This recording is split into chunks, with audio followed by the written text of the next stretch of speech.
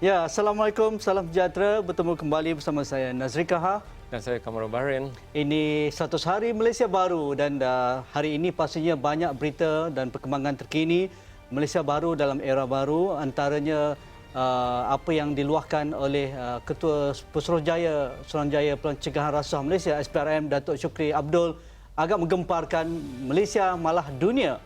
Dan hari ini juga merupakan hari pertama barisan kabinet kita memasuki pejabat masing-masing, ada yang kekok, ada yang nervous dan sebagainya, tetapi apa pun semuanya berwajah baru dengan tindakan yang berbeza sama sekali dengan pentadbiran yang lepas.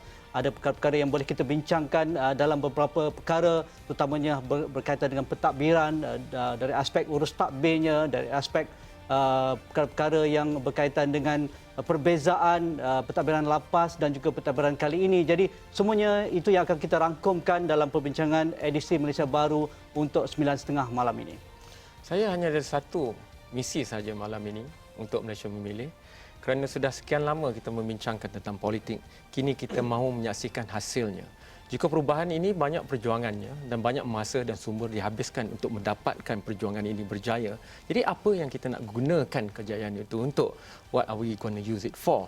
Sebab itu ada yang melihat bahawa Tun Dr. Mahathir 90 tahun lebih dan sebagainya.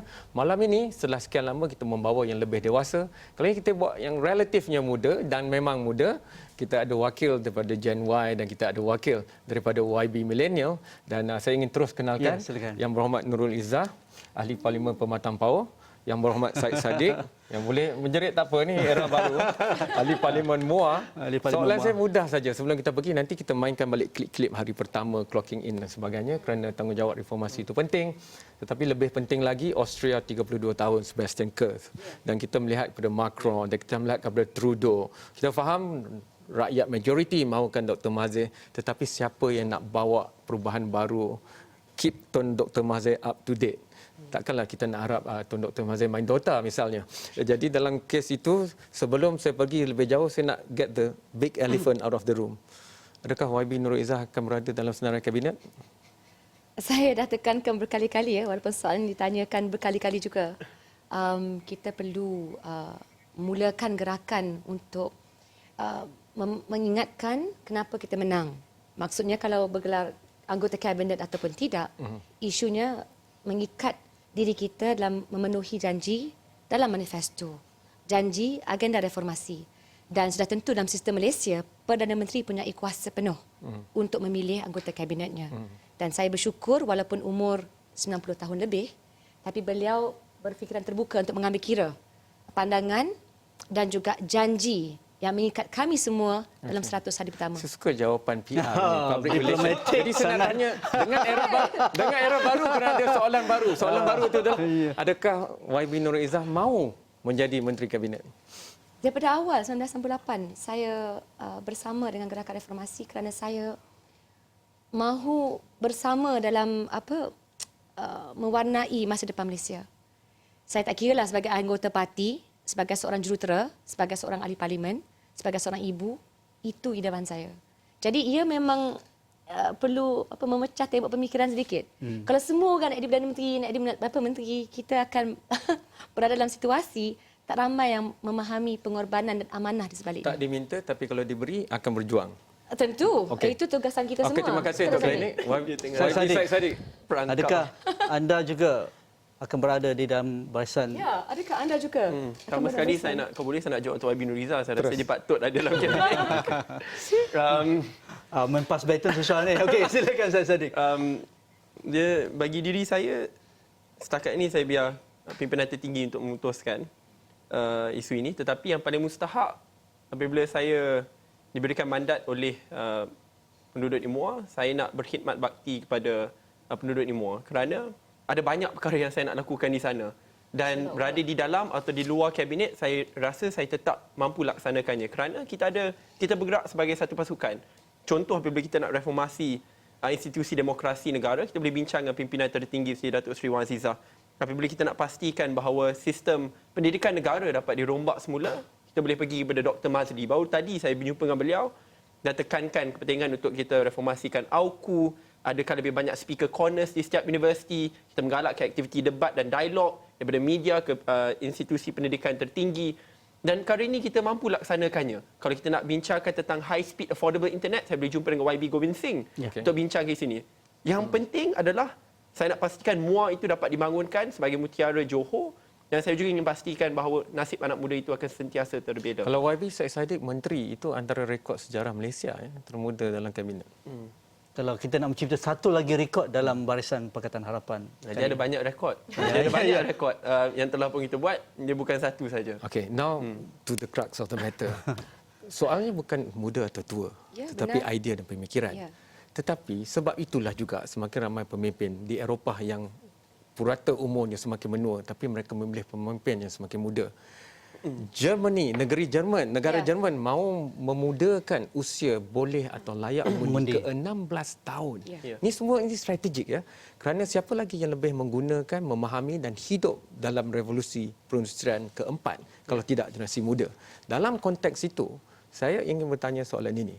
Jika Tuan Dr. Mahathir adalah 92-93 tahun dan purata Menteri Kabinet lain tinggi umurnya, siapakah yang betul-betul berada di dalam yang akan memberikan secara langsung terus ke pucuk pimpinan tertinggi suara-suara yang tak perlu ditapis, tak perlu buat kenyataan akhbar, tetapi suara jati daripada anak generasi muda sekarang yang tidak mahu minta sedekah, tidak mahu bantuan dan subsidi, hanya mahu lapangan itu dibukakan dan mereka dihak upayakan untuk pergi. Kita ada banyak syarikat startup atau pemula yang telah pun berjaya tanpa pun bantuan, walaupun dalam pemerintahan lama contohnya. Ya, saya kalau boleh saya nak sebut di sini ya, saya berkesempatan bertemu dengan Sebastian Kurz semasa beliau menjadi Menteri Luar Kerajaan Austria sebelum memegang jawatan Premier. Dan kita kena faham ada beberapa dasar hanya kerana beliau muda tak bermaksud beliau membawa satu impian dan dasar yang terbuka. Jadi kadang-kadang kalau kita terperangkap dalam konsep hanya orang muda je tahu menjiwai generasi muda dan aspirasi mereka, maka kita tidak cuba untuk merangkumi aspirasi ke semua rakyat. Maka, while I agree, memang saya setuju penting ada suara lintas langsung. Tapi seperti mana yang Saddiq sebut tadi, dalam Majlis Presiden, bila kita bawakan sesetengah agenda buat orang muda, sama ada isu peluang pekerjaan mereka, sama ada isu pengangguran yang menghambat mobiliti sosial, semuanya diangkat. So it's not zero sum game. Bukan kosong Tidak, atau satu. tidak, sama Tapi sekali. kenapa tak boleh diberikan alternatif bayangan? Kalau ada group of eminent, kenapa tak ada group of young people? Pemimpin-pemimpin muda untuk, kerana kalau kita hanya membersihkan, siapa yang nak fikir perkara-perkara baru yang patut bermula semalam? Kalau saya boleh tambah Ya, sikit. saya Saddiq. Seperti apa yang YB Nurizah katakan, dalam forum Majlis Presiden tersebut, kita boleh berikan kritikan dan cadangan secara terbuka. Dan banyak kali kita dah buat. YB Nurizah ada bangkitkan, saya ada bangkitkan, pimpinan seperti YB Nik Nazmi ada bangkitkan. Pada masa yang sama, apabila kita nak cadangkan dasar-dasar baru, contoh kita nak rombat institusi pendidikan negara, kita boleh terus jumpa dengan Tun Dr. Mahathir, Datuk Seri Wan Azizah untuk cadangkan perkara ini. Dan sekarang apabila kita dah ada dalam kerajaan dan ada banyak MP-MP muda dalam Pakatan Harapan, saya rasa paling banyak sekali dalam semua. Kita pun calonkan paling banyak pimpinan muda.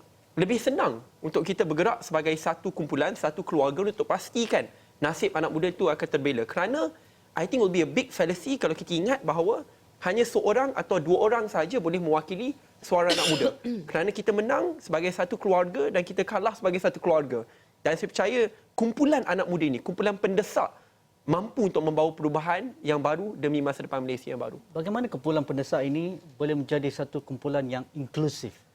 Kerana dalam politik baru, era Malaysia baru, nampaknya Pakatan Harapan tak banyak pilihan. Mereka terpaksa cater semua kelompok masyarakat di Malaysia. Walaupun mereka memilih PAS di Pantai Timur, walaupun mereka memilih Barisan Nasional di Sarawak, walaupun mereka bersama dengan Warisan di Sabah, dan juga kelompok urban Malaysia yang berada di bandar-bandar besar seperti Pulau Pinang, Selangor dan juga di Johor Bahru. Bagaimana suara inklusif itu dapat diterjemahkan? Hendak sokong ataupun tidak, sekelompok masyarakat muda yang begitu terpesona dengan tarikan PAS, dosa dan pahala. Ya. Sebab itu mereka mendapat mandat yang besar di Kelantan dan juga Terengganu sebahagian pada Kedah. Jadi bagaimana suara inklusif itu dapat diterjemahkan dalam pimpinan kali ini? Dalam Malaysia yang baru, kita tak boleh hanya berkhidmat bagi mereka yang mengundi kita. Kita patut menunaikan tanggungjawab kita kepada seluruh rakyat Malaysia. It's not just about majoritarian rule. Sebab itu saya tekankan, walaupun kita dalam kerajaan pada masa ini, contoh di Kelantan dan Terengganu, bantuan seharusnya diberikan kepada mereka walaupun mereka pada masa ini berada di pihak pembangkang. Sama di Johor juga. Seperti saranan saya berikan kepada Yang Amat Berhormat Menteri Besar Johor sebelum ini. Dan saya rasa bagi golongan anak muda untuk kita pastikan gerakan ini inklusif adalah untuk kita lihat isu base. Contoh, saya rasa pemuda PAS pun akan sokong kalau kita nak bina lebih banyak rumah mampu milik fokus kepada anak muda. Kalau kita nak ada lebih banyak micro credit scheme yang fokus kepada anak muda. Dan saya rasa kalau kita fokus kepada isu-isu seperti ini untuk menyelesaikan kadar pengangguran anak muda yang 4 kali ganda lebih tinggi daripada kadar pengangguran nasional. Kalau kita nak selesaikan isu PTPTN di mana purata anak muda hutang RM30,000 Malaysia. Isu ini merupakan isu yang dapat menyatu padukan anak muda. Dan kalau anak muda bersatu, saya yakin kita boleh mencetuskan gelombang politik yang baru. Saya ingat pada tahun 1980, 1990, di mana kita semua berlomba-lomba, semua parti politik daripada kerajaan, pembangkang yang lain, berlomba-lomba untuk membawa wakil-wakil anak muda ke dalam parti mereka. Saya beri contoh, Datuk Seri Anwar Ibrahim, PAS nak, UMNO nak, semua nak. Dan kita nak budaya politik tersebut di mana parti politik berlumba-lumba nak dapatkan suara anak muda ini. Supaya suara anak muda tak kira dalam kerajaan ataupun pembangkang akan sentiasa terbela. Jadi YB Nuriza, ya, tidak semestinya suara itu akan dibawa dengan dominannya, dengan kuatnya di bawah Kementerian Belia dan Sukan. Maksudnya merentasi kementerian kalau boleh. Saya setuju kerana pada dasarnya prinsip keadilan itu harus diangkat.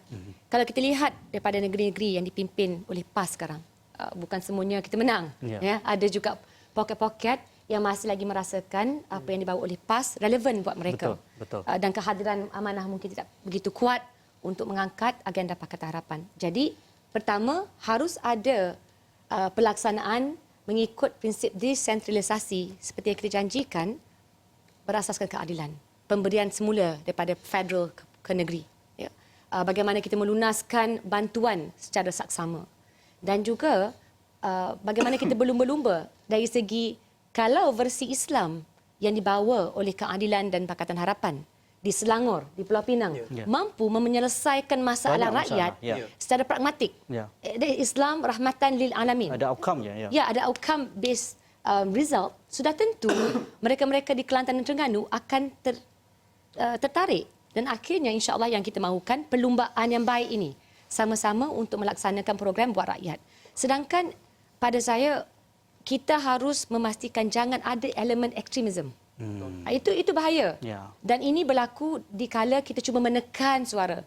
Jadi kepada saya, kalaupun kita tak bersetuju dengan PAS, banyak perkara, ada juga di antara undang-undang termasuk undang-undang GST yang mereka dokong, tapi kita mesti beri ruang untuk mereka berkecimpung atau terlibat dalam politik negara. Kalau kita tekan, maka sudah tentu kita akan menolak mereka untuk ke kanan, ke kiri. Ke kiri, ke kanan, ke mana-mana. Okey. Ataukah kita melihatnya terbalik, nanti kita nak mainkan video Menteri Saudara Lee Kuan Yew Kewangan. Fragmentasi politik tidak semestinya fragmentasi masyarakat. Kerana itu saja parti yang ada, itu saja YB atau bakal YB yang ada. Tetapi dalam pemikiran lebih mikro, masyarakat terbagi pada lebih daripada itu. Cuma untuk proses pemilihan demokrasi pilihan raya, kita terpaksa memilih. Macam saya, kalau ada 3 aja, tak ada DUN, ada satu parlimen. Sistem first past the post. Betul. So, tetapi dengan Fourth Industrial Revolution, dengan revolusi perindustrian keempat, selepas habisnya, bendera tak turun lagi semua, tapi kita dah boleh pun mula. Betul. Itu senanglah ramai orang. Kalau kita nak turunkan semua itu dengan cepatnya, tidakkah masalah seperti yang diberitahu oleh Menteri Kewangan, oleh Ketua Pesuruhjaya MACC, apabila benda berlaku terlalu jauh daripada masyarakat.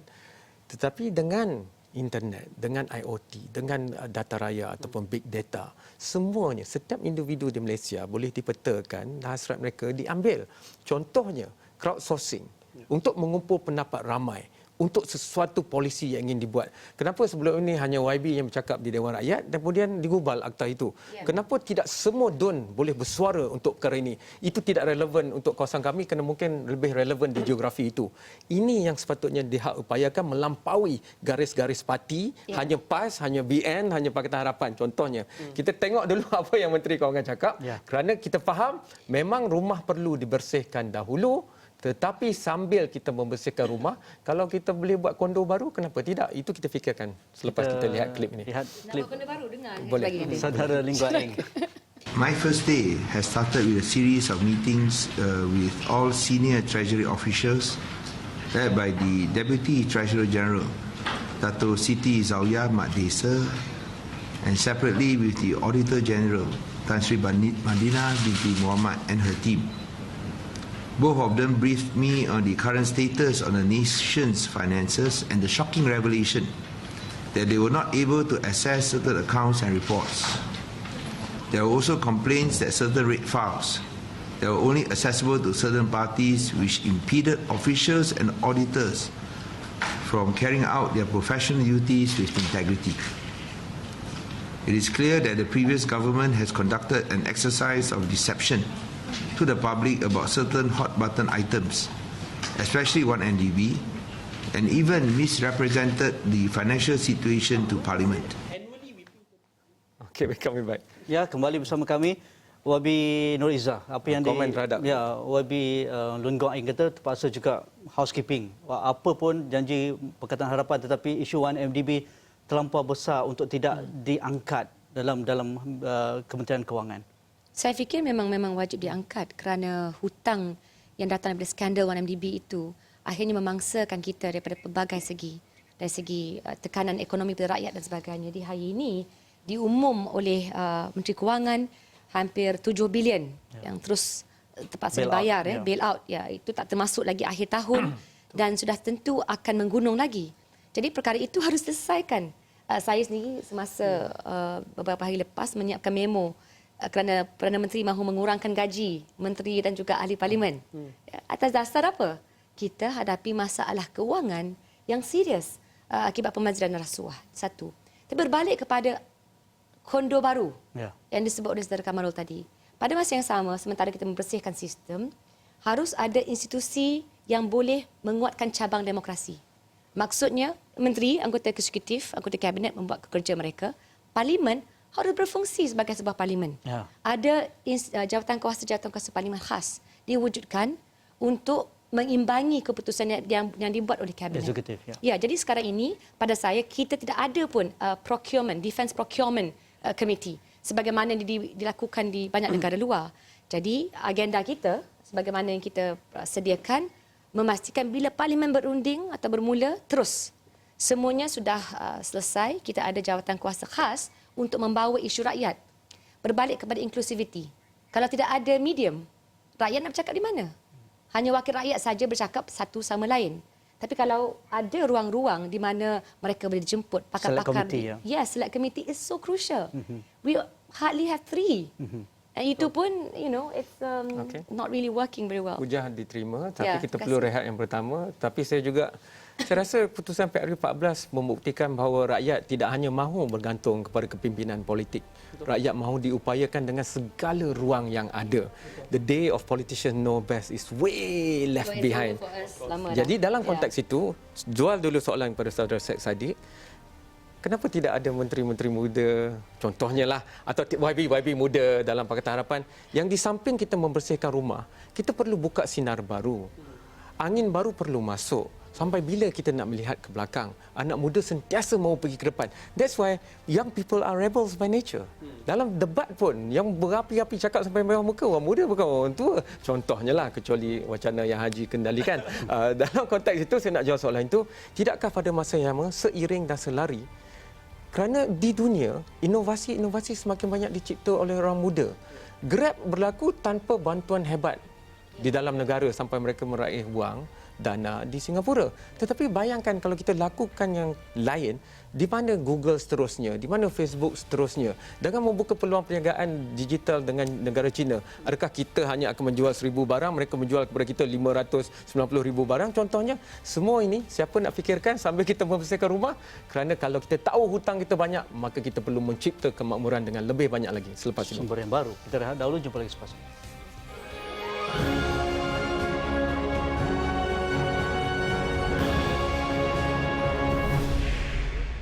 Top debater.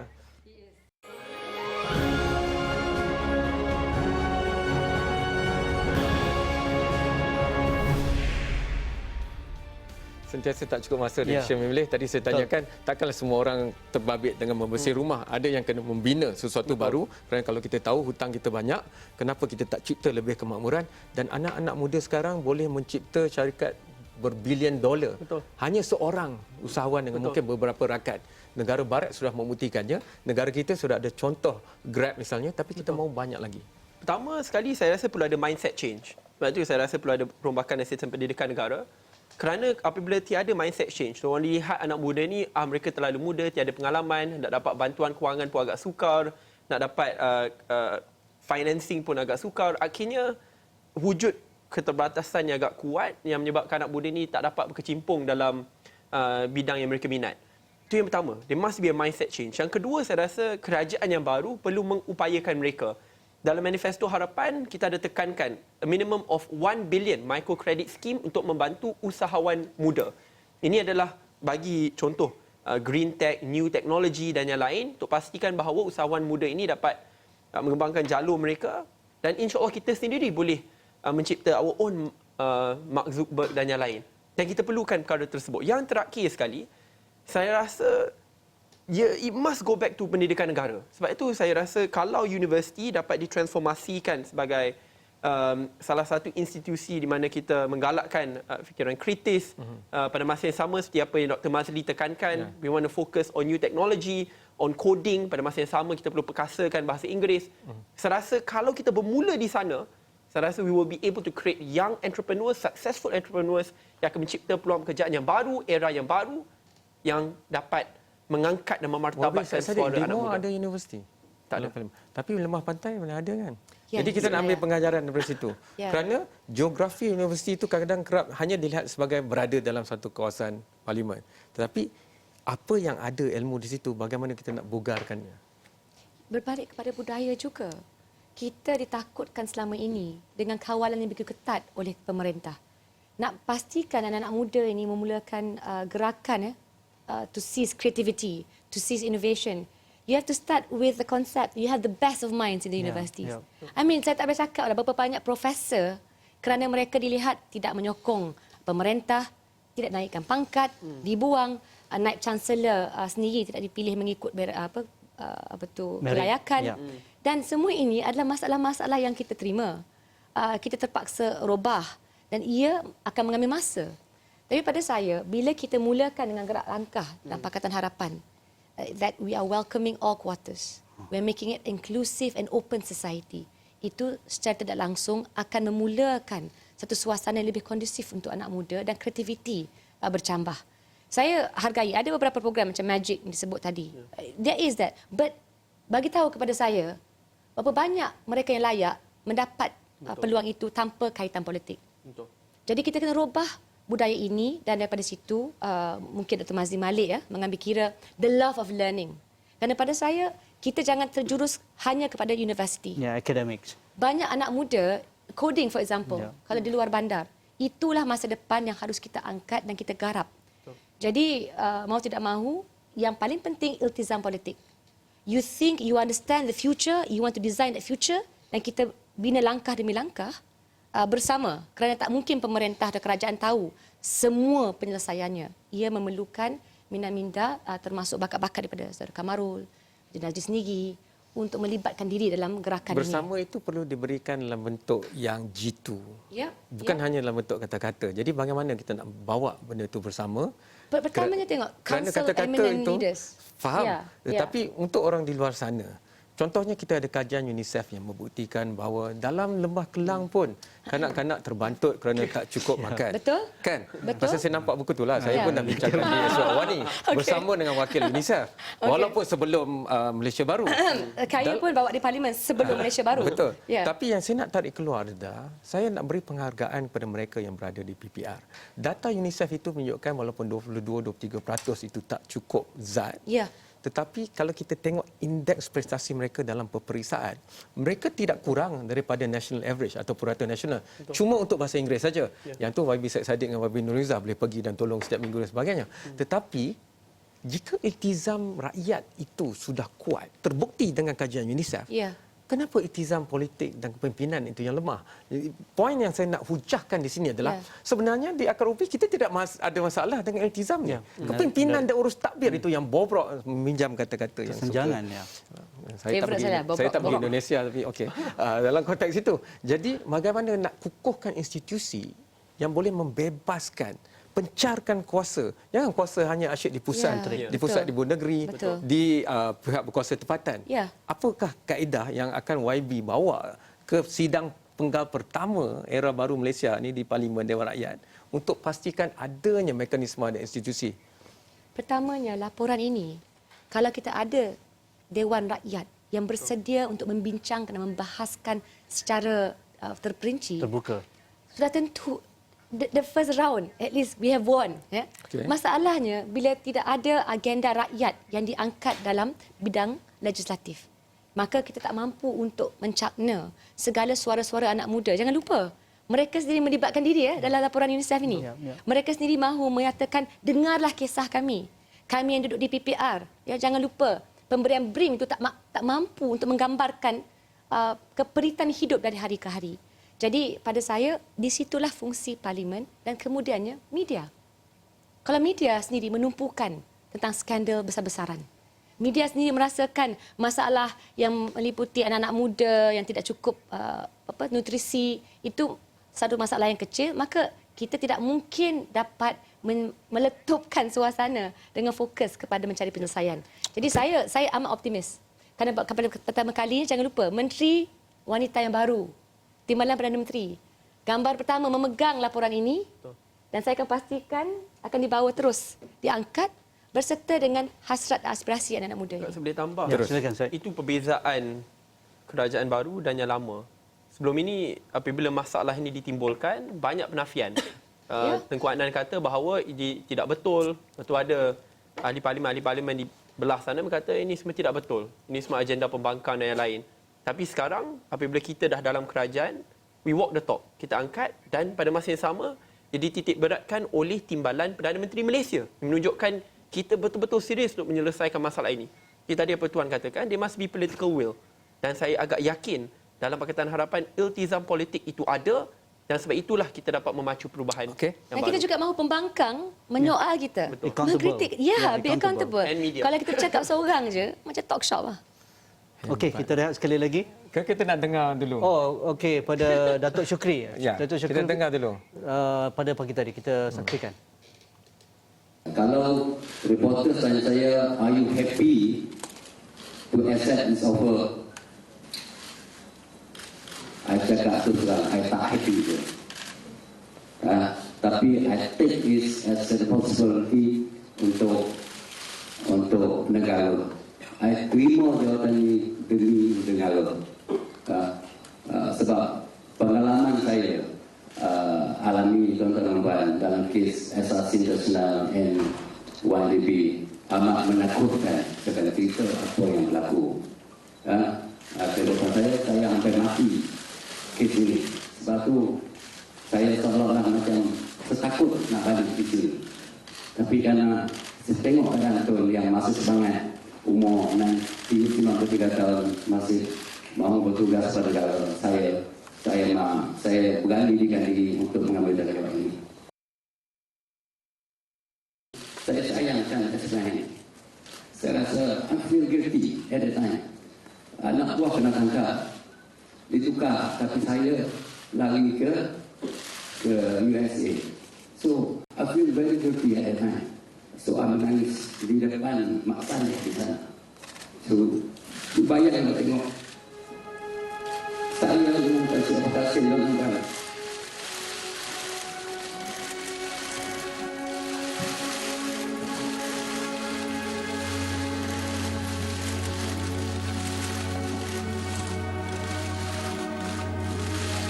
Saya dengan Partai Demokrasi kami berjuang untuk negara.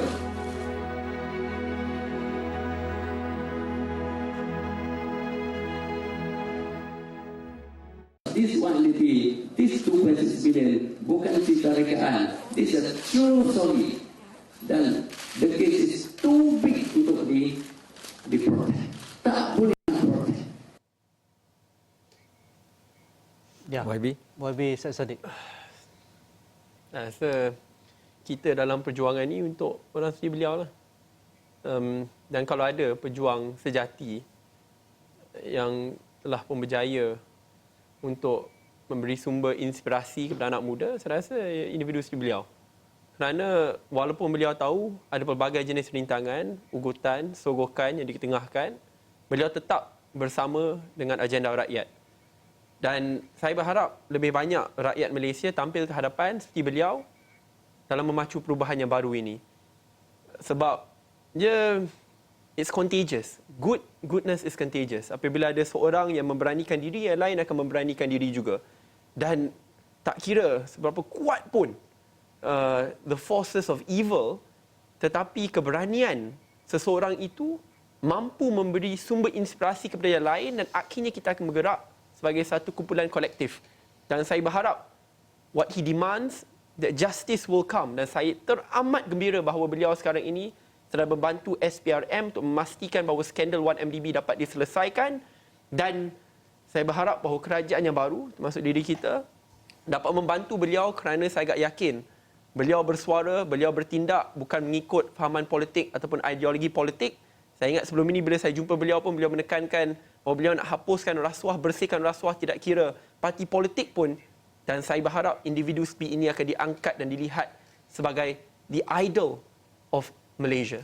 YB Nurul Izzah itu pemimpin antara tertinggi dalam institusi yang diberikan banyak kuasa oleh perlembagaan negara.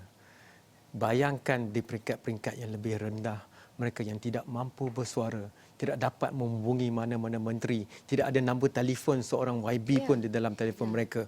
Kalau di atas sudah boleh digunakan sebegitu dengan ditekan, bayangkan yang di bawah. Bagaimana nak memastikan tidak akan lagi, never again, should any Malaysian even come close to that, hampir pada apa yang terjadi pada Datuk Seri Muhammad Shukri. Saya masih ingat pada 1968 yang kita tekankan adalah idea untuk melawan ketakutan. Dan kita sentiasa sebut dari segi mungkin kezaliman yang paling besar adalah mampu memperlakukan penjawat-penjawat awam sampai sebegitu, sedangkan mereka ini hanya melakukan tugasan mereka. Kita dalam Malaysia baru ini harus hancurkan, hapuskan segala belenggu ketakutan sebegitu. Saya mengatakan dalam segi janji kita untuk mereformasikan institusi. Maksudnya memberikan not just independence, but pride, maruah, penghormatan. Kerana seolah-olah rasuah itu tak ada masalah pada kita. Kita jadi satu suasana di mana kita hanya perlu mengikut arahan dan tidak ada sesiapa pun yang punya kebolehan dan keberanian untuk melawan. Maka bagi SPRM, kepada saya agak terkesan dengan apa yang beliau sebutkan. Tapi di setiap agensi dan juga institusi yang kita ada dalam negara kita, kita tak boleh, can never allow another repeat. We cannot. Saya rasa memang di situlah bermulanya satu gerakan di mana semua orang berani berkata tidak kepada sesuatu yang salah. Kerana itu adalah tanggungjawab kita bersama. Macam mana itu boleh dijadikan satu budaya baru di Malaysia? Kerana apabila kita mendengar kisah Datuk Seri Shukri itu seolah-olah di dalam barisan kabinet itu menutup segala kataupun cerita benar. Seolah-olah mereka hanya mengikut kata nombor satu itu dan akhirnya mereka bersama dalam arus itu. Minta maaf, culture of fear itu tidak wujud. Minta maaf. Bagi penjawat awam, saya mungkin boleh fahamlah kenapa mereka takut. Tapi bagi ahli kabinet yang ada kuasa, diberikan kuasa oleh rakyat, selalunya mereka ini kaya, tak ada jenis ugutan yang mampu melemahkan mereka, tapi mereka memilih jalan yang mudah untuk mendiamkan diri. They are cowards, bloody cowards, mengecut. Tak maaf lah. Bukannya macam kalau mereka bersuara akan datang, seperti apa yang Datuk Shukri perlu lalui, ada bullet. Pada masa yang sama, pegawainya kena tangkap. Tapi menteri tak melalui ini. Dan saya hanya nak ingatkan, itulah tugasan pemimpin. Kadang-kadang mungkin kita terpaksa, macam yang Saudara Kamal sebut, telan kepahitan. Tapi kita harus wujudkan budaya yang lebih inklusif. Bukan semata-mata memaafkan tanpa mengambil kira prinsip keadilan yang harus ditegakkan. Tetapi pada masa yang sama, kita dapat mandat rakyat, kita mahu lahirkan masyarakat yang masih lagi bersatu. Disatukan atas dasar apa? Dasar keadilan. Jadi walaupun saya marah, I am very angry, I'm outraged. Tapi saya masih minta agar semua pihak kembali kepada kenapa kita lakukan perubahan. Saya kredil saja YB, tak pernah dekat dengan title YB. Tetapi saya nak buat satu permintaan dan saya rasa kalau rakyat menyokong saya, pergilah ke media sosial. Antara sebab perkara ini boleh terjadi kerana rakyat tidak ada kemampuan untuk mengetahui pun. Bukannya untuk mengambil tindakan, let alone taking action. Contohnya, mana saya nak pergi kalau saya nak tahu pemimpin-pemimpin ni hartanya berapa? Berapa kutipan dana politik parti ini? Kenapa di negara barat kita ambil sistem Westminster tapi di sana ada penyatanya. Di Amerika 5 sen pun saya temu bual Sheldon Adelson, pemilik Las Vegas Sands dan Marina Bay Sands semua ni. Saya boleh tahu dia beri sumbangan sampai ke Israel. Di negara ini parti politik kewangannya saya tidak tahu, pemimpinnya saya tidak tahu dan bila mereka membentuk kerajaan dan menjadi ahli kabinet pun berapa kereta mereka ada pun saya tak tahu.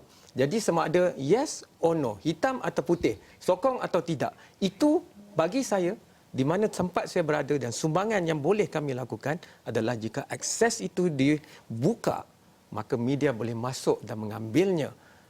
Sekarang ni yang ada undang-undang di Malaysia tentang komunikasi hanyalah berasaskan keselamatan, bukan menghak upayakan. Semuanya atas alasan, sedangkan sekarang data raya. Data itu adalah mobility. Jadi kita bagi rehat dahulu. Saya beri peluang untuk fikirkan perkara ini.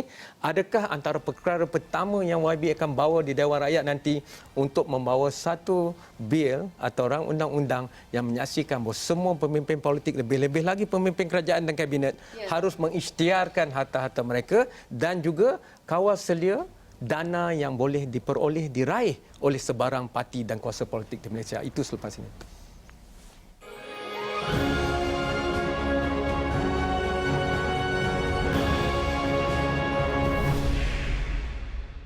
I can check.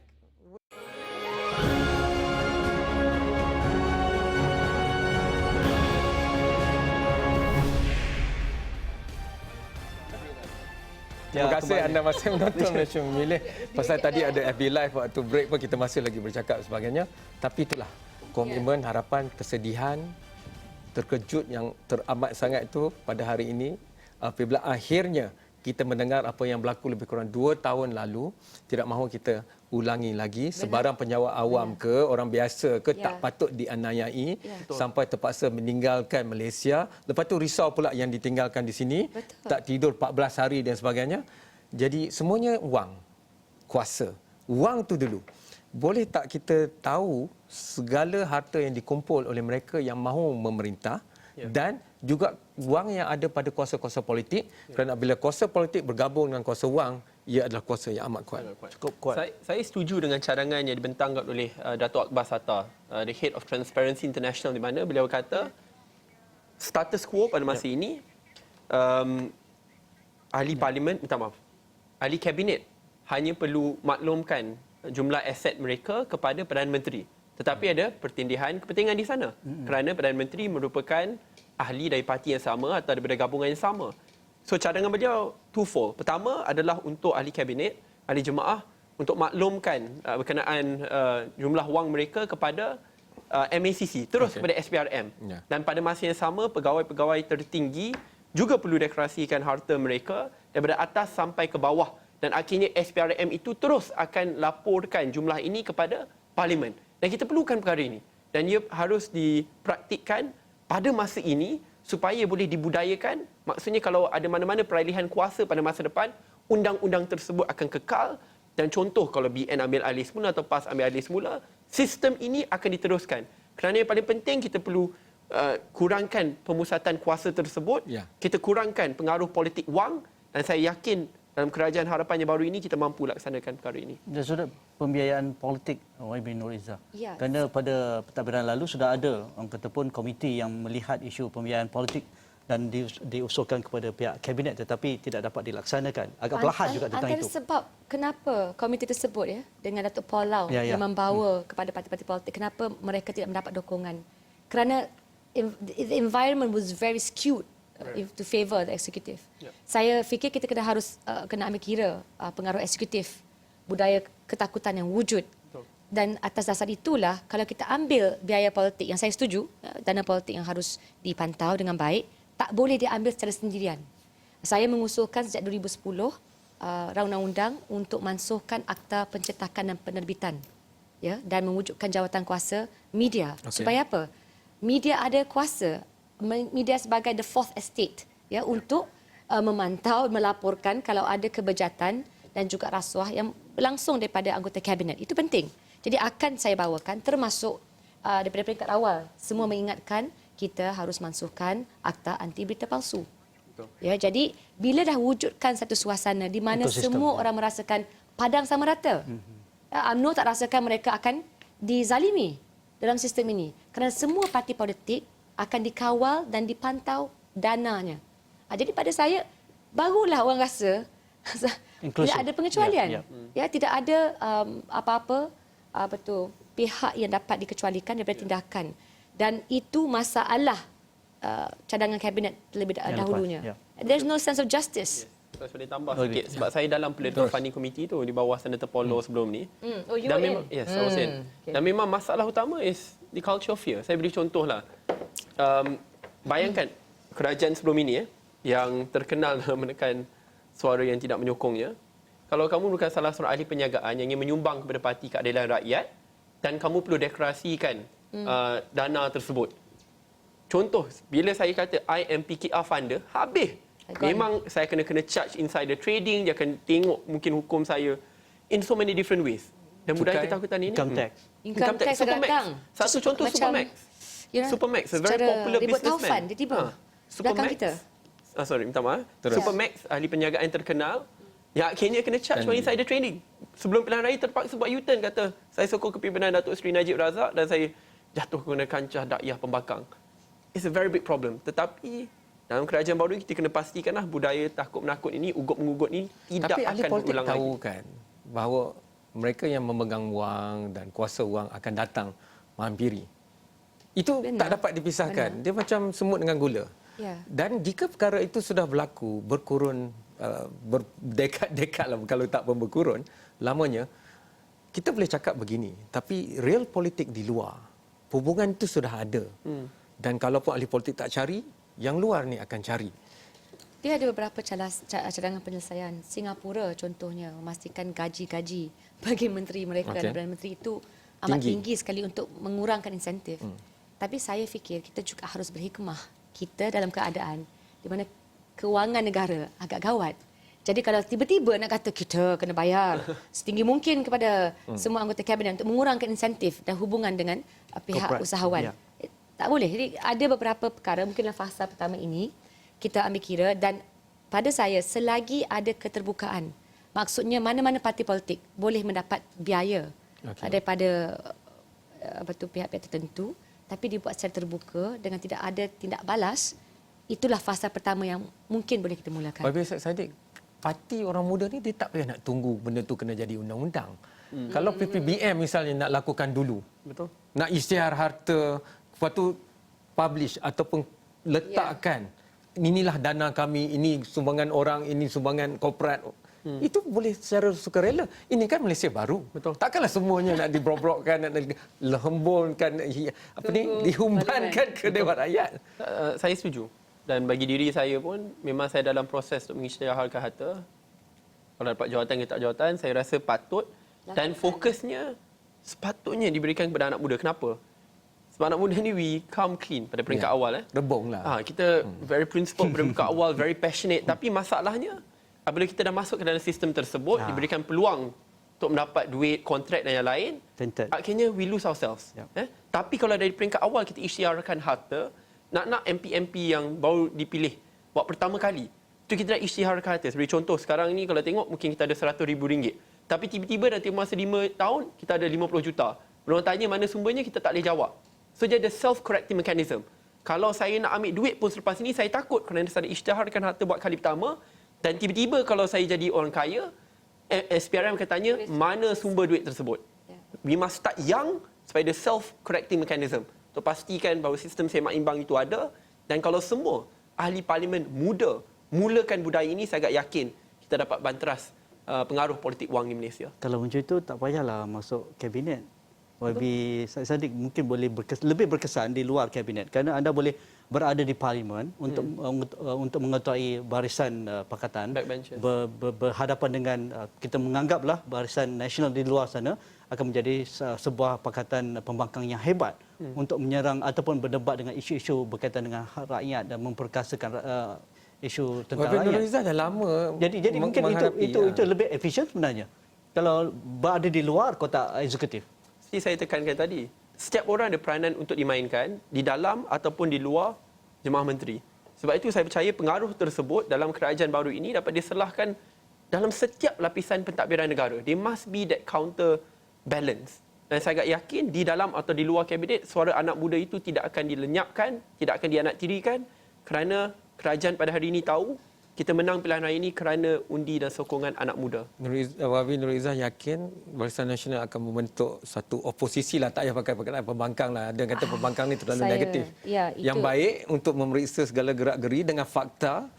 Saya fikir pertama sekali dari segi memeriksa fakta itu harus ada self-correcting mechanism juga. Tak boleh kita harapkan parti lain invoke contohnya semasa Rafizi membuat inisiatif. Ramai calon-calonnya semua mendeklarasi kata, bukan jadi menteri semuanya pun.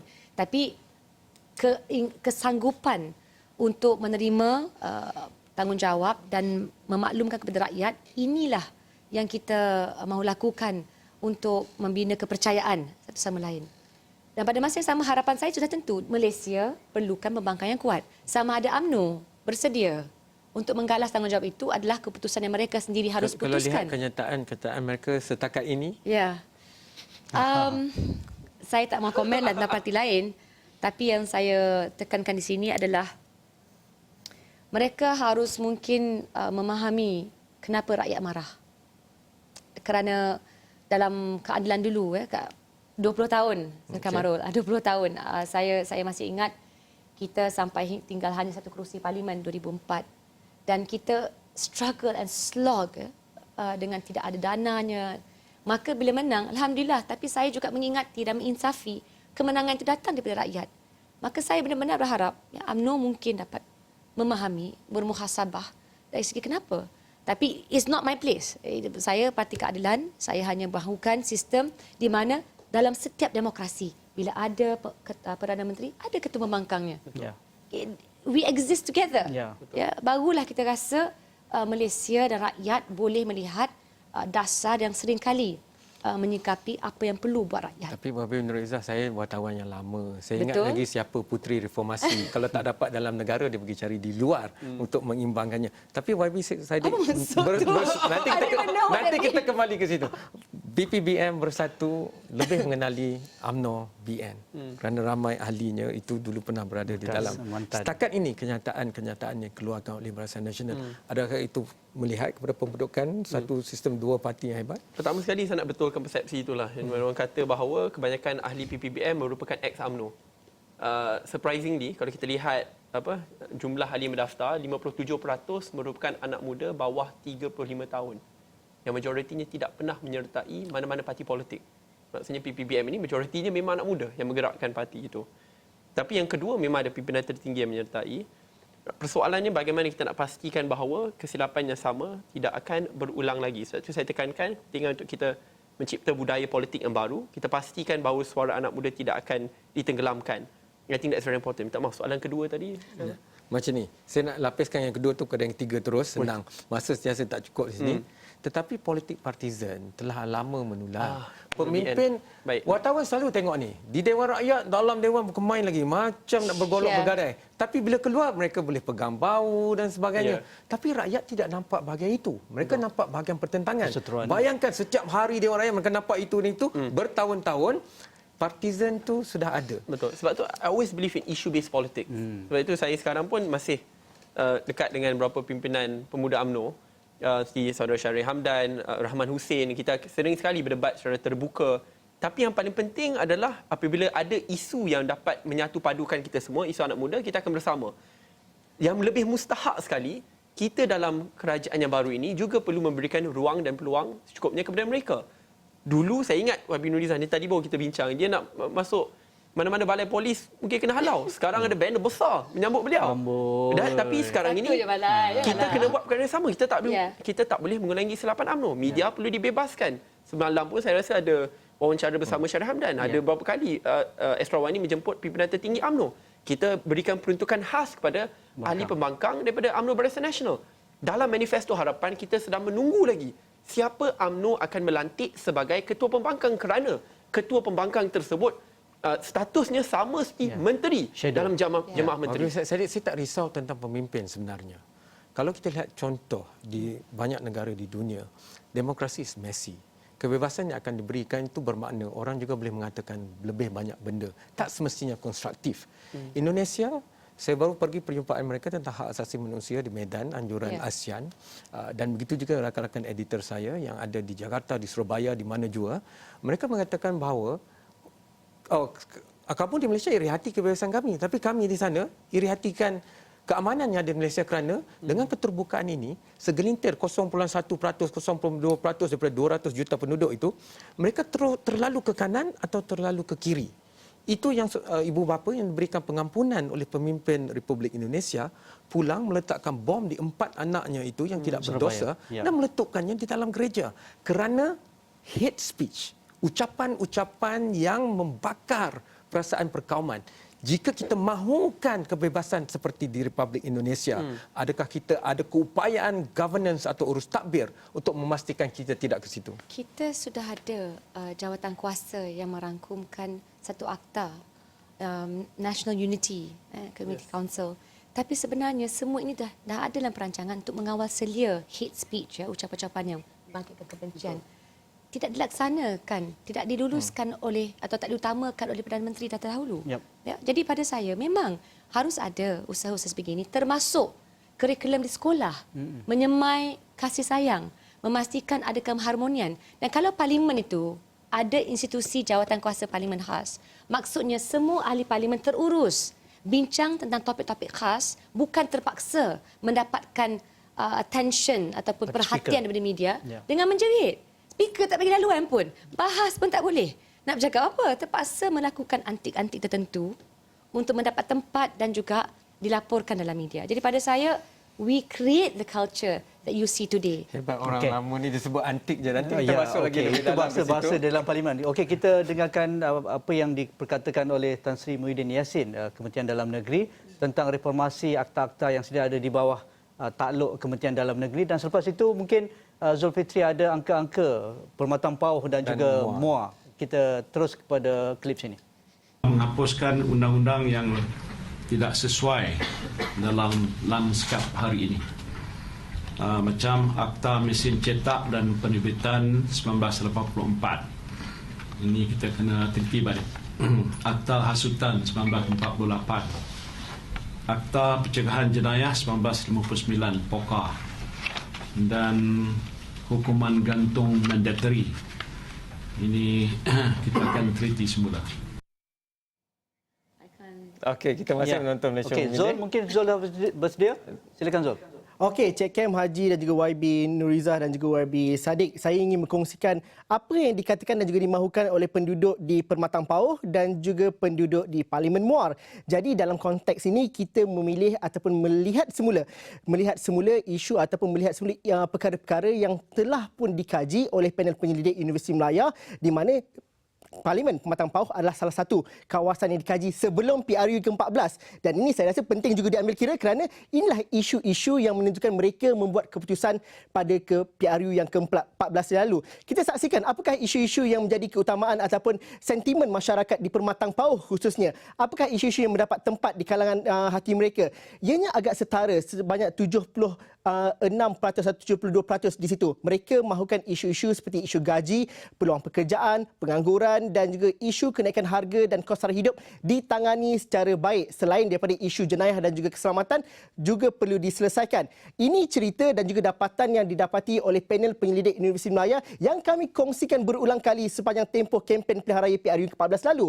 Akan tetapi saya ingin juga melihat bagaimanakah perbualan di media sosial. Jadi kita dapatkan bantuan daripada Ziggy Privacy di mana kita melihat inilah perbualan dan juga interaksi pengguna-pengguna media sosial yang bercerita di page-page Facebook Permatang Pauh. Dan ini interaksinya mungkin sukar untuk kita fahami. Tapi kalau anda lihat logo ataupun interaksi biru yang kalau dilihat secara detailnya, ianya bergerak dan juga sangat aktif.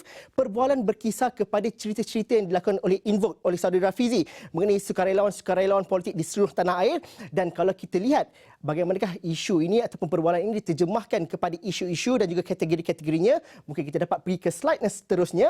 Penduduk-penduduk di Permatang Pauh apabila berbicara ataupun berbual di media sosial, ada beberapa isu yang menjadi penekanan utama mereka. Antara lain, mereka concern ataupun mereka sangat prihatin mengenai isu politik. Itu sudah tentu, Permatang Pauh literasi politiknya mungkin lebih tinggi berbanding kawasan-kawasan lain.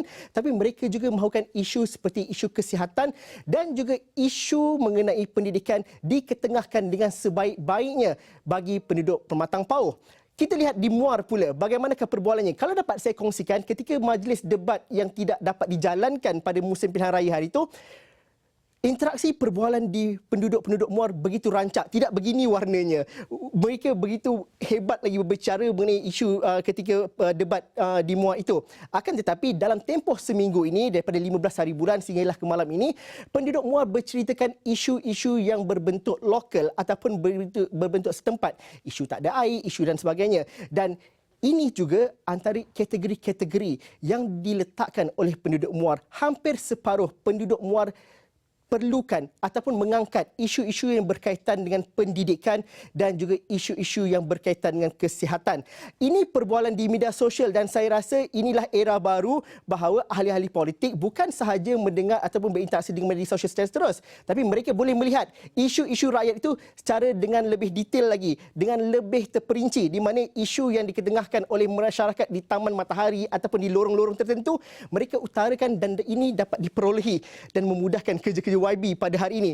Dan dalam konteks yang lain juga, saya bersama dengan YB Syed Saddiq pada hari Rabu atau hari Khamis lepas. Saya bertanyakan di Twitter, adakah soalan-soalan untuk diajukan kepada YB Syed Saddiq? Beberapa soalan saya sempat tanya ketika saya langsung pada petang tersebut, tapi ada beberapa soalan yang tidak dapat saya kongsikan. Saya kongsikan malam-malam ini, di mana daripada Roslan Bakri Zakaria mengatakan bahawa kalau kita ada Council of Elders, mungkin kita perlu juga Council of Youth, di mana kita perlu meraihkan partisipasi dan juga melihat bagaimanakah keputusan diambil dan juga dilibatkan dan juga dengan komuniti belia atau komuniti orang muda. Selain daripada itu, ada juga soalan mengenai, kalau kita dapat pergi ke slide seterusnya, sebagai YB yang paling muda sekali. Jadi ramai yang mengatakan bahawa mereka mahu satu komiti ataupun satu komuniti yang jelas mengenai idea-idea yang berkenaan dengan belia dapat diangkat, di mana bercerita mengenai intelektual, bercerita mengenai idea dan sebagainya. Dan di slide yang seterusnya, kalau dapat dilihat juga, ada juga soalan mengenai, ini daripada Wan Emir Astar. Saya pasti ramai yang mengenali beliau sebagai anak kepada salah seorang ahli Parlimen Kuala Kangsar dari Barisan Nasional. Tapi ini soalan yang menarik juga. Ini merujuk kepada soalan pada hari Khamis lepas ketika Tun Mahathir belum lagi membuat keputusan untuk menarik diri daripada Menteri Portfolio Pendidikan. Katanya, apakah pandangan YB Syed Saddiq tentang sistem persekolahan vernacular? Adakah ini masih relevan? Dan adakah sistem sekolah satu aliran kebangsaan adalah langkah terbaik dalam suasana Malaysia baharu ini? Ini antara dapatan di kawasan-kawasan Muar dan juga Permatang Pauh dan juga soalan-soalan daripada rakyat dan juga masyarakat. Tapi ramai juga yang bertanya kepada YB Nuriza, bilakah Radiohead mungkin datang di Malaysia? Kerana itu juga janji di media sosial. Nuriza. Habis. Kena tunaikan ni. Kena tunaikan. Itu cara anak muda Minang. Dia marah PRU 14 keputusan Kuala Pilah keluar lambat sangat sampai lepas 12 tengah malam. Jadi dia tak sempat habis itu dengan YB Syed Saddiq. Dia kirim dan ambil masa dalam. Tapi saya bagi terus. Ini demokrasi Malaysia baru. Terus sajalah. Kalau saya boleh jawab, pertama berkenaan Council of Youth ini, iaitu kita ada satu pasukan anak muda yang diwakili oleh anak muda yang sangat berbakatlah daripada kumpulan mereka tersendiri, si Council of Elders. Isu ini saya dah bincangkan dengan Tun Daim, saya rasa dalam minggu lepas, di mana saya cadangkan untuk kita ada Council of Youth. Kalau tak pun mungkin Council of Elders dia terbagi kepada dua. Satu Council of Elders, yang lagi satu berkenaan reformasi institusi demokrasi negara untuk ada wakil anak muda in both groups. Dan beliau kata bahawa akan adalah susulan berkenaan di sini dan akan ada perbincangan yang sedia ada. Pada masa yang sama, apabila kita dah lantik Menteri Belia dan Sukan, kita perlu perkasakan semua jawatan-jawatan kuasa anak muda. Contoh, Majlis Belia Negara perlu dibebaskan daripada pengaruh politik. cukup lah. Tiada lagi dikawal oleh parti politik ataupun parti kerajaan. No more. Enough is enough. Yang paling penting kita nak ada semua wakil-wakil NGO di dalam dan juga di luar negara dan tokoh-tokoh mahasiswa daripada Kelab UMNO luar negara ke UKEC ke MPUK ke, semua ada suara mereka dan kita ada satu form of direct democracy di mana wakil-wakil ini boleh bincangkan, bentangkan resolusi dan resolusi ini akan dijadikan resolusi pendesak kepada kerajaan dan pembangkang untuk mengangkat dan martabatkan suara anak muda. I want that. Dan perkara ini harus dilaksanakan secepat mungkin. I think we can do it and I believe we will do it. Itu soalan pertama. Yang kedua, banyak soalan ni. Banyak kawasan muar, air tak ada pun. Air tak ada. Itu memang semalam pun saya di Muar. Sebelum ni saya di Muar. Dia catuan air. Ini memang daripada sebelum ini. Dan saya pun ada minta masa lah kepada penduduk Muar untuk cuba cari jalan penyelesaian. Saya ada jumpa YDP dan juga peringkat majlis. Dan juga pada masa yang sama saya ada hubungi Kerajaan Negeri Johor kerana kita belum buat pelantikan ahli majlis. So nak selesaikan isu ni, dia kena selesaikan isu di peringkat negeri dahulu. Tapi saya memang akan cuba sebaik mungkin untuk selesaikan. Air tambahan kita dah peruntukkan, kita juga dah maklumkan kepada pihak Jabatan Air Johor untuk cuba cari jalan penyelesaian sementara sambil kita cari jalan penyelesaian yang lebih panjang. Wabi Nuriza. Ya, saya Radiohead. Saya ya, ramai netizen tengah menunggu saya jawapan tu. meminati Radiohead ni sejak tahun 1993. Dia memang lama lah juga kan saya. Saya 1 tahun. Hanya saya fikir harus dibincangkan dengan lebih lanjut juga dan bukan keutamaan buat masa ini. Walaupun saya ada komitmen untuk memenuhinya. Tak apa, Astro awak ni akan jadi peneliti. Okey. Tapi berbalik kepada isu permatang pauh isu ekonomi Pertama sekali, dan kena ke apa yang Zul bentangkan? Itu pandangan data rakyat kami. Saya setuju kerana kalau nak pergi balik, saya dah mulakan aspek pendidikan khususnya membasmi buta huruf di kalangan anak-anak sekolah. Kerana kita kena faham di sekolah-sekolah di bandar terluar bandar selalunya 10% akan berlaku keciciran, mereka tak boleh membaca atau menulis. Jadi saya mulakan program kolaborasi dengan Akademi Aisina. Kita buat dalam sebulan, memberikan mereka insentif makan semasa tuition dan kelas, dan dalam masa sebulan 89% kejayaan bagi 100 anak-anak di Permatang Pauh. Jadi pada saya, kita harus ambil kira pendidikan ini target dan sasar mereka yang tercicir. Saya dapat faham perasaan ibu dan ayah kerana pendidikanlah cara mereka untuk mendapat masa depan yang lebih terjamin. Satu. Kedua, isu ekonomi. Atas dasar itu, alhamdulillah menjelang 1 Jun cukai GST akan dikadasifarkan barangan-barangan termasuk penstabilan harga petrol.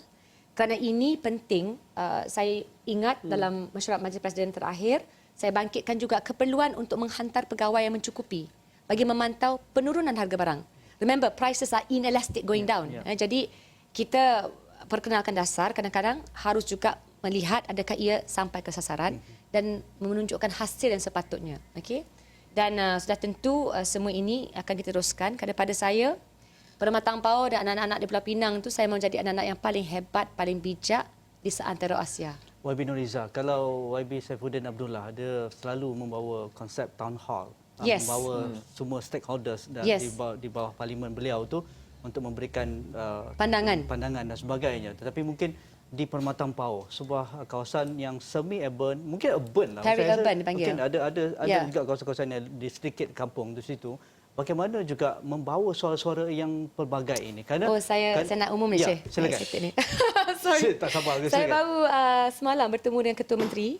Kita sedang membuat kolaboratif effort dengan Think City di bawah khazanah, di mana kita akan panggil ke semua pihak berkepentingan. Tak kiralah, pada saya, ibu dan ayah, kalau mereka tak punya ijazah, mereka ada hak untuk menyuarakan pandangan mereka yang kadang-kadang lebih bernas daripada mereka yang punya PhD.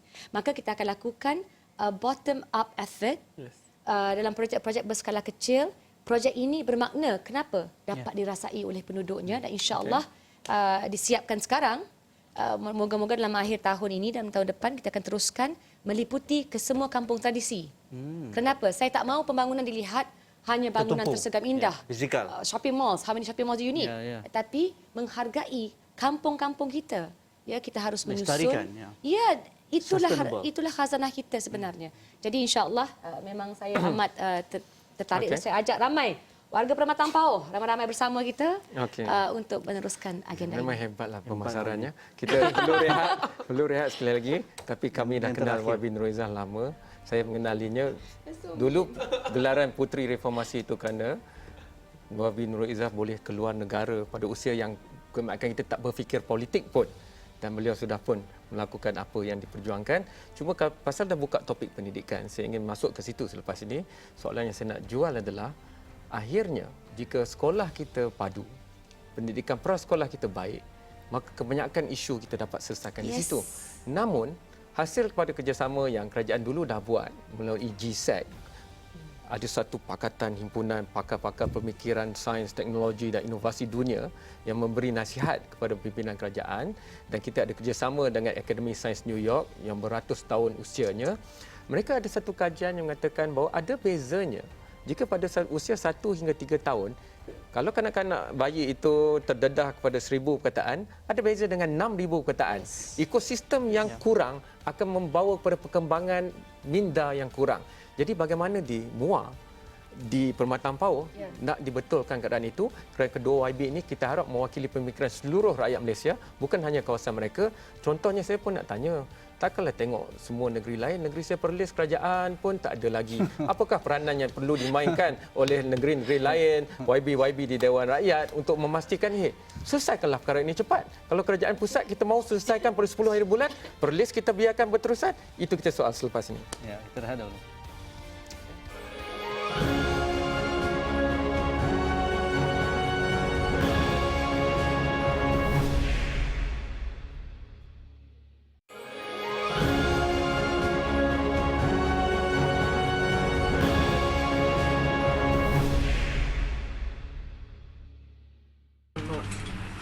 How did you feel your first day coming to Mendes, your official visit? Of course, nervous. Because, I'm selalunya hidup, in with the people. But now I have to follow a certain rule and protocol. Is something new. Then I have to adapt the new life. But I think I don't want to change the Muhammad Sabu style. Okay, last question please. YB boleh tak YB cerita sikit perubahan kehidupan YB sejak menjadi menteri? Tak ada apa-apa yang besar perubahan itu, cuma sudah tentulah sekarang ini bila kita nak bercakap, fakta-faktanya perlu lebih dijaga. Perasaan negara-negara jiran perlu dilihat, sebab saya sekarang ini Presiden Amanah Parti, tapi I'm Defence Minister of Malaysia. So dua perkara itu perlu saya lebih berhati-hati, cermat, kerana sebarang percakapan akan dilihat dan dikaji oleh pihak kawan dan lawan dalam politik ini, sama ada antara dalam negara ataupun antara negara-negara yang lain. YB, sedikit soalan.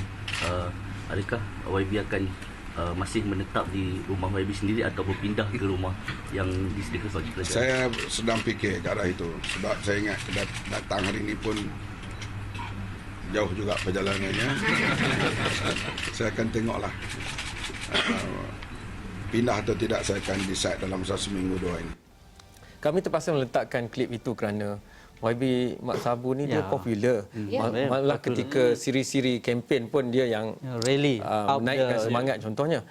Tapi saya nak tanyalah, kami ni tak ada peluang nak dekat dengan mesyuarat Majlis Presiden macam ni. Jadi bagaimana karakter YB Mak Sabu sebenarnya, kerana saya rasa dia antara ketenangan yang Malaysia perlu selepas pertarungan politik yang begitu sengit. Perlukan sedikit bernafas dan berjenaka dan sebagainya. Ya, selalunya Abang Mat dia bahasakan diri sebagai Abang Mat untuk lebih mesra dengan kami. Saya kenal beliau agak lama dan dia seorang yang thoughtful. Dia tidak akan dengan sembrono mengeluarkan pendapat, akan mengambil kira pandangan orang lain sebelum mengeluarkan kesimpulan beliau sendiri. Dan saya fikir sebagai seorang yang sudah lama berkecimpung dalam politik, alhamdulillah rezeki yang besar sebagai Menteri Pertahanan. Dan saya hargai kerana beliau meluangkan masa bertemu saya minggu lepas. No airs, yang tidak ada protokol dan sebagainya. Tapi pada masa yang sama beliau tahu sebagai Menteri Pertahanan harus ada sedikit filtration yang itu pun diaplikasikan. Dan saya rasa itu benar baik. Kenapa? Dari tahun lepas kita mengalami pemotongan 13% dalam belanjawan pertahanan kita. Jadi kita kena faham di dalam rantau Asia Tenggara kita terkebelakang sedikit. Kerana bukanlah saya mahu belanjawan tinggi. KDNK yang tinggi. Exactly. Tapi pada masa yang sama kita juga harus setara dengan negara-negara sebagai Vietnam, Indonesia, Thailand. Saya kesiapsiagaan kita. Maka saya harap beliau dapat juga mendapat maklum balas dan nasihat. Nanti YB turun kirim salam pada Abang Ahmad. Cakap boleh datang sini, kami baik. Nak jemput ke? Boleh. Okey, cakaplah nak jemput awal. Dah cakap dah, tapi dia mungkin banyak kerja, sibuk kan. Baik, Menteri Pertahanan. Balik kepada pendidikan. Jika kita boleh berperang secara kepimpinan fikiran, maka kita tak payah nak berperang secara bom nuklear. Kalau Korea Utara dan Korea Selatan boleh duduk semeja, maka tidak kita di sini. Jadi kepimpinan fikiran, masalahnya jurang yang ada dalam aspek mobility ekonomi sekarang jelas dengan data-data sains memberikan kesan kepada pembangunan kognitif, pembangunan yang sihat di kalangan komuniti. Jadi sebelum pun kita melihat kepada membawa kesaksamaan itu, mereka sudah pun tertinggal kerana mereka berusia 1 hingga 3 tahun contohnya. Jadi bagaimana di MUA, di Pematang Power, nanti saya nak tanya di Perlis lah, pasal Perlis tak ada kerajaan, kena dah tanya YB yang ada. Jadi itu soalannya, merapatkan jurang itu dengan pemikiran yang lebih besar. Betul. Pertama sekali, it goes back, kita perlu ada rombakan sistem pendidikan, tapi fokus di MUA. Salah satu manifesto yang saya bentangkan adalah untuk kita pastikan MUA ni jadikan bandar wacana dan wahyu. Kerana saya nak pastikan bahawa kita ada lebih banyak pusat reskilling dan upskilling. Kalau kita lihat salah satu isu utama di MUA adalah pengangguran anak muda ataupun anak muda yang ada peluang pekerjaan tapi gajinya statik dah lebih 10 tahun, dan kebanyakan anak muda di MUA akhirnya terpaksa berhijrah atau bekerja di antara Singapura, JB, Klang Valley, Melaka ataupun di Kuala Lumpur, yang agak mengecewakan kerana MUA ni bandar bersejarah, bandar yang berwawasan, dan kita perlu ada lebih banyak reskilling dan upskilling facilities di sana. Pada masa yang sama, kita nak pastikan bahawa kita bawa budaya yang baru, budaya intelektualisme.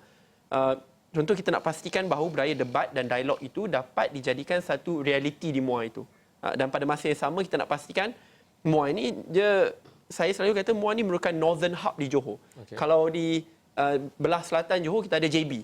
Hub pembangunan di belah utara patut dijadikan MUA, kerana apabila MUA membangun, impaknya akan dirasai di Pagoh, Bakri, Ledang dan yang lain. So contoh, apabila di Pagoh kita dah ada bandar universiti agak baik dibangunkan oleh Tan Sri Muhyiddin Yassin. Tetapi setiap kali saya pergi ke sana, anak murid di sana akan kata, golongan mahasiswa akan kata, pengangkutan awam ke MUA itu tak ada. Itu komplain sama. Kita lihat contoh, bus stand di MUA tak upgrade lebih 20 tahun. Yang agak mengecewakan, dan memang kita perlu ada peruntukan. Saya akan pergi jumpa MB Johor dan Kerajaan Persekutuan back untuk dapat peruntukan ini untuk pastikan bahawa dia boleh dinaik tarafkan. Yang penting, kalau kita dapat selesaikan isu ini, saya yakin pendidikan ini berkait rapat dengan pembangunan yang sedia ada. Kalau pelaburan datang, institusi pendidikan pun dapat diperkasakan. Pada masa yang sama, peluang pekerjaan yang berkualiti tinggi, gajinya lebih RM2,500. Saya agak yakin kita dapat membangunkan MUA sebagai mutiara Johor dan juga sebagai hub pembangunan utama di utara Johor. Pendidikan, tiada TGC. Tadi YB saya lupa soalan Zul keluarkan dari sekolah vernacular dan sebagainya. Saya fikir Permatang Power kita lihat adalah merupakan satu kawasan parlimen yang peri-urban. Kita ada Seberang Jaya yang lebih bersifat bandar, penanti dan juga pematang pasir. Dan kadang-kadang sentiasa difikirkan, dirasakan oleh orang kampung bahawa mereka tidak diberikan perhatian yang sepatutnya. Ini penting untuk mengurangkan jurang dari segi pembangunan, dari segi perhatian, dari segi kepedulian. Maka pada saya, isu pendidikan dia akan perlu satu usaha untuk mengenal pasti apakah masalah yang unik di kawasan tersebut. Saya sebutkan tadi masalah yang agak unik di Permatang Power adalah penggunaan dialek. Anak-anak di sekolah sudah tentu akan mempunyai masalah yang lebih besar untuk mengeja berbanding dengan anak-anak di bandar. Jadi peranan guru, peranan dan fokus Jabatan Pendidikan itu lebih perlu bertumpu kepada menyelesaikan masalah ini. Tambahan lagi, the push factor. Saya pergi ke Ibu Pejabat Polis Daerah Seberang Perai Tengah. Kenapa? Masalah dadah di kalangan anak muda bermula seawal 10 tahun. Di bandar ada seolah-olah mereka faham, mereka tahu dadah itu bahaya. Dadah itu yang ada penolakan. Maka kebanyakan penjual dadah ni, pengedar, pergi ke kampung-kampung dan akhirnya mencampurkan ketum, daun ketum dengan dadah-dadah lain. Sintetik. Jadi bayangkan anak-anak majoriti Melayu, Bumi Putera terkesan masa depan mereka hancur gara-gara apa yang sedang berlaku. Maka saya berhubung kalau ada klinik One Cure and Care hanya di Bukit Tengah tak mencukupi. Kesedaran itu harus dimulakan di kampung-kampung dan kita harus ada kepedulian untuk mengangkat masalah ini sebagai masalah nasional. Okay. Bagaimana itu dapat dilakukan dengan lebih efektif? Kalau Prof Ulong, Profesor Datuk Dr. Samsul Amri mengatakan kalau di Permatang Pauh tu tak payahlah letak siapa pun. Keluarga Anwar Ibrahim akan menang sampai bila-bila. Okey, tetapi dari sudut outcome, bukan hanya Permatang Pauh sinonim dengan Nurul Izzah ataupun Datuk Seri Anwar Ibrahim, tetapi kita melihat kepedulian Pulau Pinang itu. Kerana Pulau Pinang begitu hebat dengan pembangunan, kelestarian yang diangkat oleh UNESCO dan sebagainya, tetapi himpitan kemajuan itu menolak Permatang Pauh juga. Kos hidup yang tinggi, nilai tanah yang terlampau tinggi tidak mampu dimiliki oleh orang Melayu ataupun mereka yang berpendapatan menengah ataupun rendah. Yeah. Mereka terpaksa ke Permatang Pauh ataupun kawasan-kawasan yang lebih sedikit ke utara itu. Yeah. Jadi nilai tanah yang dahulunya mungkin jadi hak pusaka orang-orang di Pematang Pasir dan sebagainya terpaksa dikorbankan kerana mendapat nilai yang begitu tinggi. Tetapi kelestarian itu tidak akan wujud kerana kampung kalau dapat dikekalkan, kerana itu tidak ada lagi di Pulau Pinang. Mungkin ada sebahagiannya di balik pulau. Tetapi kalau Permatang Pauh boleh menjuarai isu-isu kelestarian dengan dari sudut sosio-ekonominya, pendidikannya, YB Nuriza. Kalau kita mampu untuk menjuarai isu-isu ini, sebagaimana dilakukan oleh adun-adun kami, adun keadilan, kita kekalkan keunikan. Kampung Tok Subuh, kebanyakan kampung-kampung tradisi. Keutamaan untuk menjuarai identiti dan pengekalan apa yang ada untuk memastikan kampung-kampung ini menjadi bahan atau bukan bahan, simbol kebanggaan bagi orang setempat. Kalau kita selesaikan bab ini, kita mampu untuk menggarap kekuatan tenaga mereka supaya mereka tidak merasakan demarginalized, yang dipinggirkan. Kita mampu selesaikan masalah di luar bandar, di semua kawasan-kawasan lain. Kerana pembangunan urbanisasi, is it sustainable? 80% pergi ke bandar. Adakah ini menjadi masa depan Malaysia? Tidak. Industri harus dibangunkan termasuk di kawasan luar bandar. Dan saya mahu insya-Allah itu impian kami dalam keadilan untuk memberikan bukan sahaja a sense of national identity tapi ekonomi yang bertempat di desa yang mampu ada kesinambungan dan kejayaannya untuk generasi yang mendatang. Untuk itu sektor perkhidmatan amat penting. Kita tak boleh bina kilang di kawasan desa kalau kita mahu kelestarian kawasan desa. Untuk perkhidmatan, saja nak tambah sikit, kita perlukan daya fikir yang lebih tinggi, berfikir global. Jadi kalau ada jawatankuasa untuk melihat pada kebobrokan, tidakkah patut ada yang melihat pada kebaikan yang telah ada supaya kerajaan Pakatan Harapan tak payah bermula reinvent the wheel. Kita ambil contoh kata yang amat berhormat Timbalan Perdana Menteri tentang permata contohnya. Kita saksikan ini. Permata adalah salah satu yang saya membawa kepada attention Perdana Menteri yang Muhammad Perdana Menteri bahawa kita akan review dan audit kerana itu adalah salah satu daripada program yang baik, closely tied to children's development and welfare activities. Jadi apa yang baik kita akan memang teruskan. Vernacular school. Okey. Terus apa yang terjadi? Lepas tu ada popular di media sosial tanya tentang sekolah satu aliran, mereka nak tahu kedua YB muda ni. Saya sikit je, saya nak maklum tentang pengalaman saya semasa saya pergi ke Dhaka, Bangladesh, lawatan semasa Kesatuan Parlimen Sedunia. Dan saya pergi ke sekolah yang dibangunkan oleh seorang anak muda. Sekolah ini telah melibatkan anak-anak street urchins, anak-anak yang gelandangan. Dan mereka dimasukkan sejak seawal umur 5 tahun. Jadi saya bertemu anak-anak muda ini, anak-anak kecil ni, saya kata, okey, siapa nak menjadi seorang jurutera? Hampir 70% angkat tangan. lagi 30% jadi doktor. Mereka tak nak jadi pekerja kilang.